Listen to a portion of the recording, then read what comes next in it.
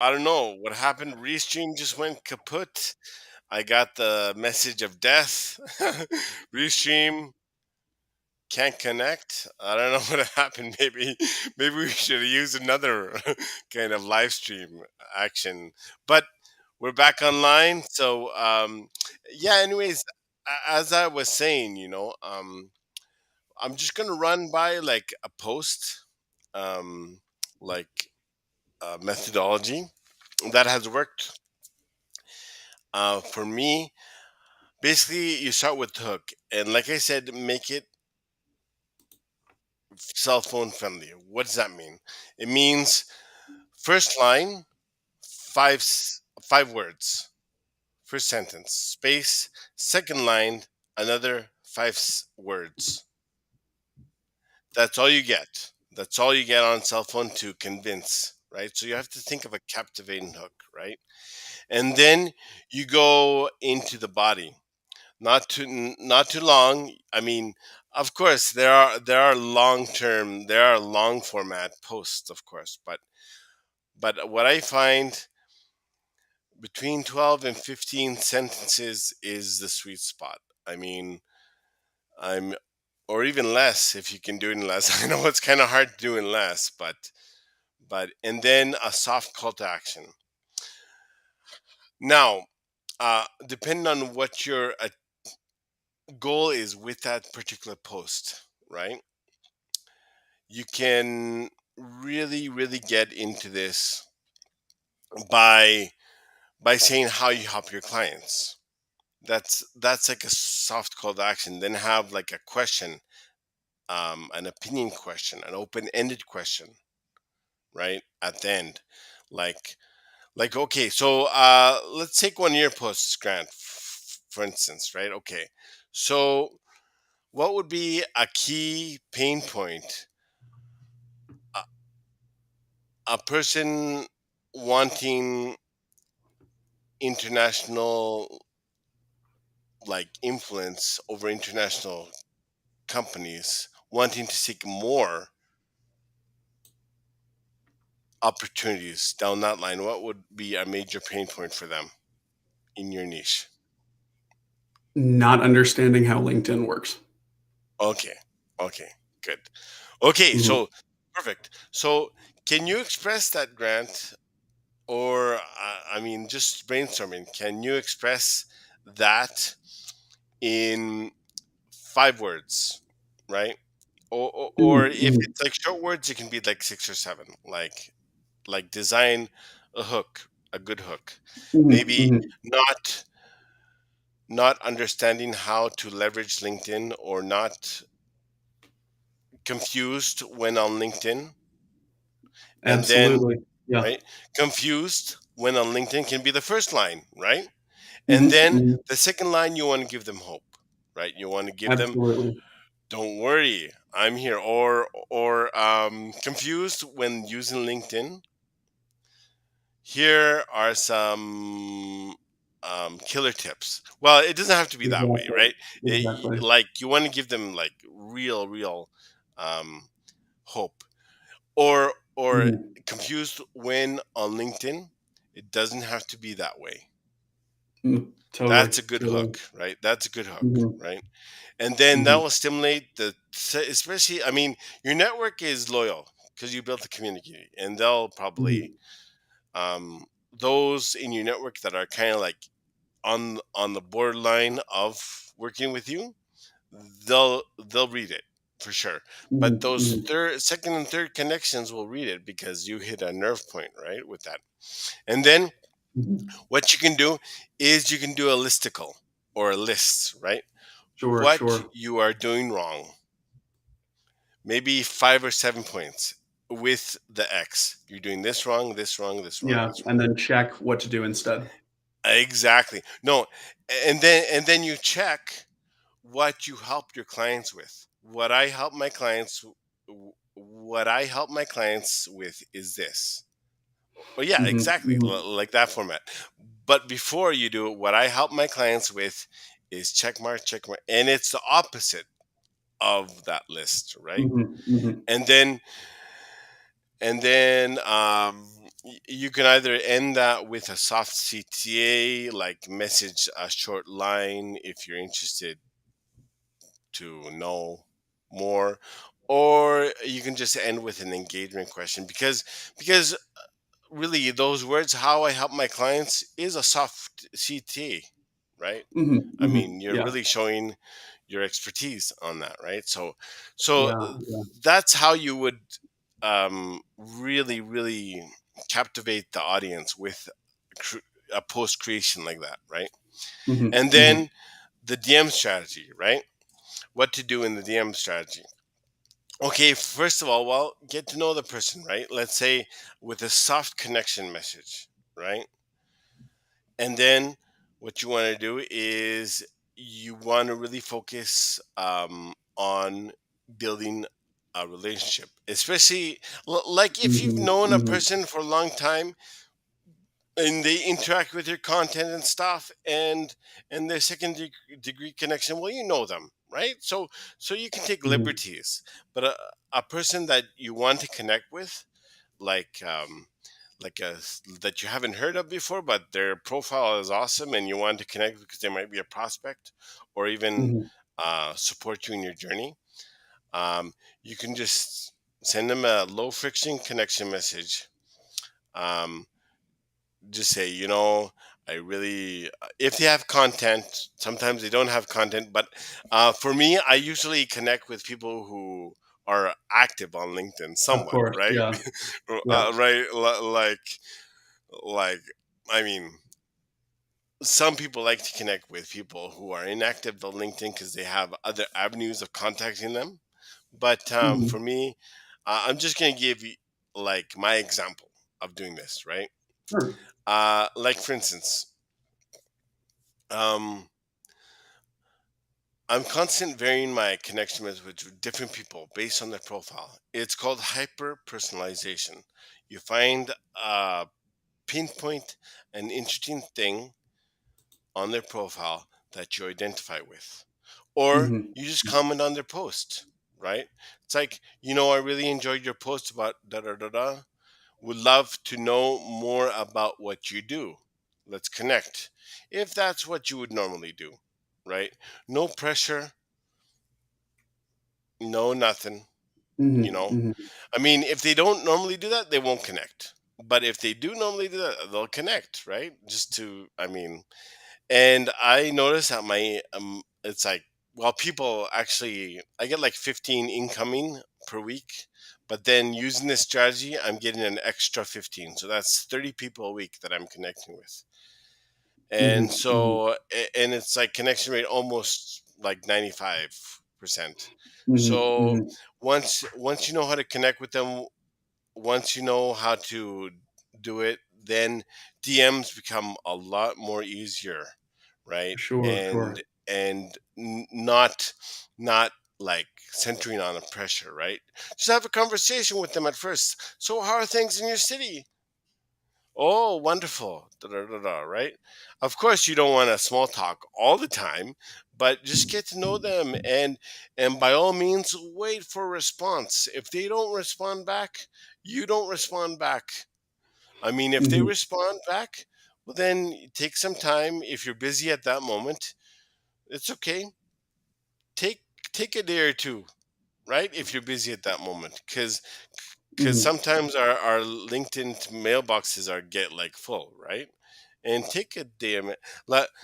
Like for instance, I messaged a prospect back in May, and he didn't get back to me until right now. He said that he had trouble, like his daughter was going through some tough times with medication stuff. So I said no problem, and then but I didn't message him back. Mhm, He's the one who got back with me. So you have to show exclusivity in your brand. You do that by not being available 24/7 for your clients or for your potential clients. And that really shows that's using psychology 101, right?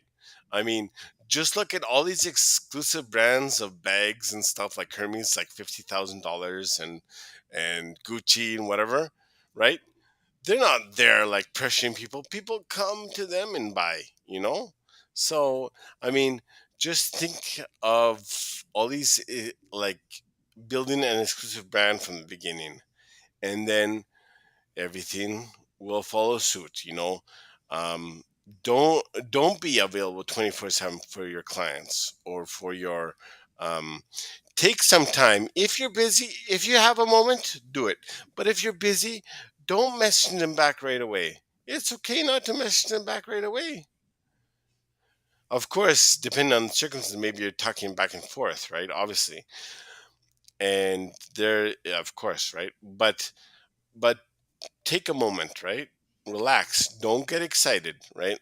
Like I'm working with a client right now. She gets excited and she can't wait. She's like, "Oh, like whoa, just a second, you know?" It's like um on the reins, right? So it's good that you're excited, but like again, this overexcitement can give the impression that you're needy and desperate for the next client, right?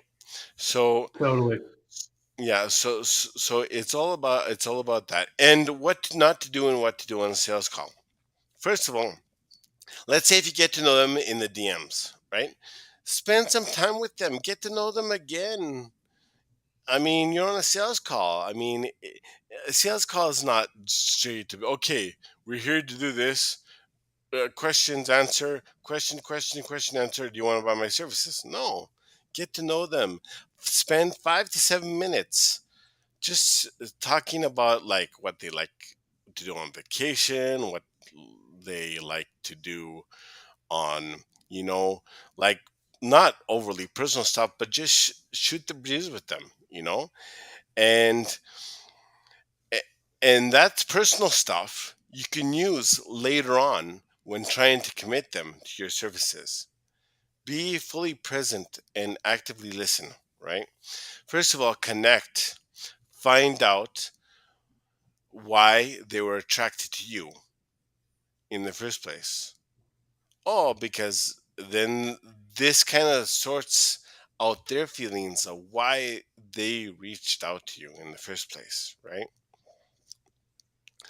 And then when they mention a problem or challenge, don't say, okay, yeah, I understand that, and move on to the next question.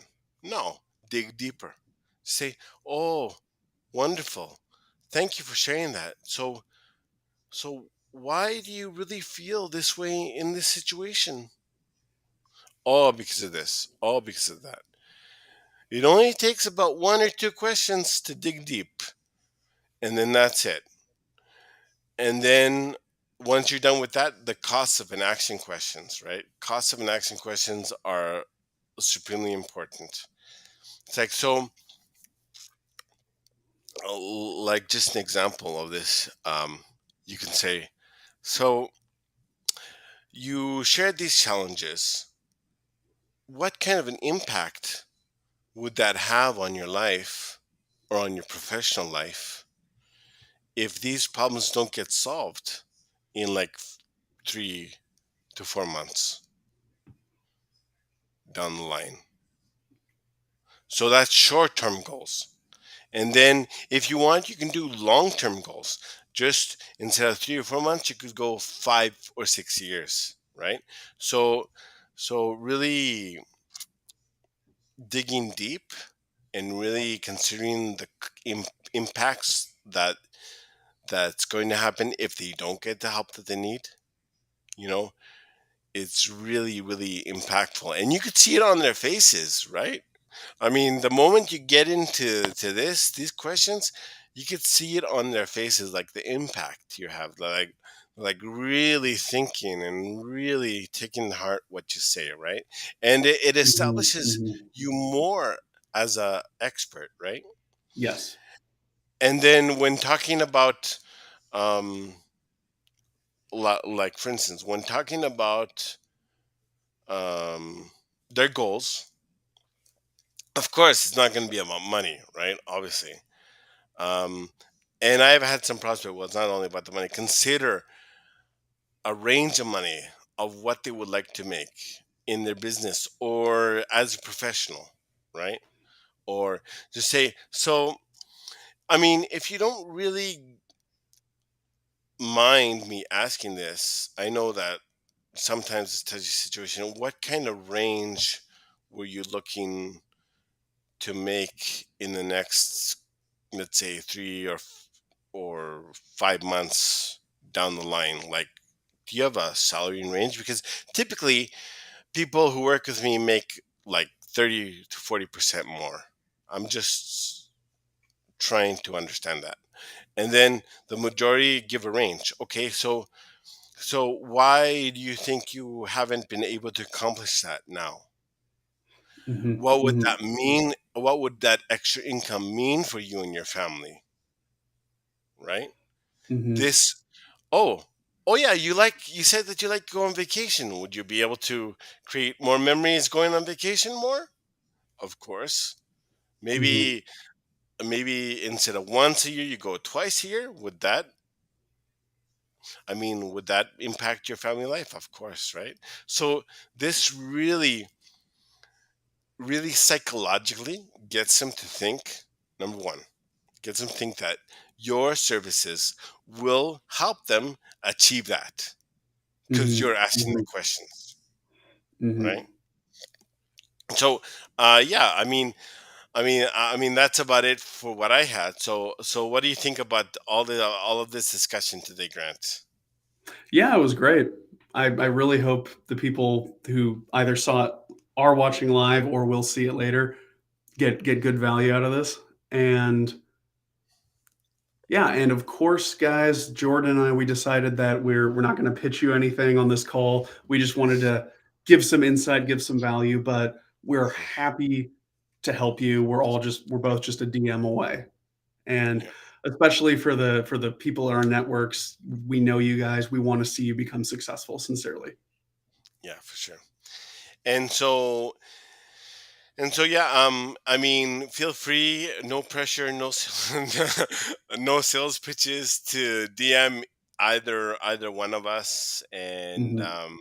just shoot the breeze, and maybe a coffee chat. I mean, here and there.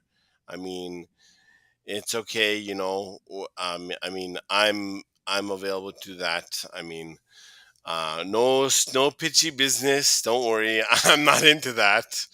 Mhm. Um, just like straight up value and straight up help. Anything that we can do for you, let us know, and we will try our best to um, uh, get back to you. So, thank you so much, guys. Once again, I'm sorry for the. I don't know what happened. I'm sorry for the technical difficulties. The live stream got ended, but we got back on here, and we gave a little bit of value. So, just one last question, Grant. So, particularly about mistakes, maybe we can end with this question. What, in your experience, I mean, you see coaches, right? Obviously, but of Mhm. course, don't mention any names. Of course, of course. If it's me, I'll know. Mhm. Mhm. What are or maybe professionals, what do you see, like, what things are they doing wrong, like what mistakes are they making? Sure, I'll give one very specific Yeah, because, yeah, like I said, let's go deep on one thing. yeah, You mentioned that I have good videos earlier. yeah.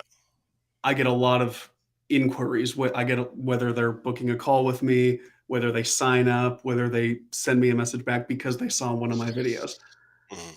I think being good on camera is an incredibly underrated skill.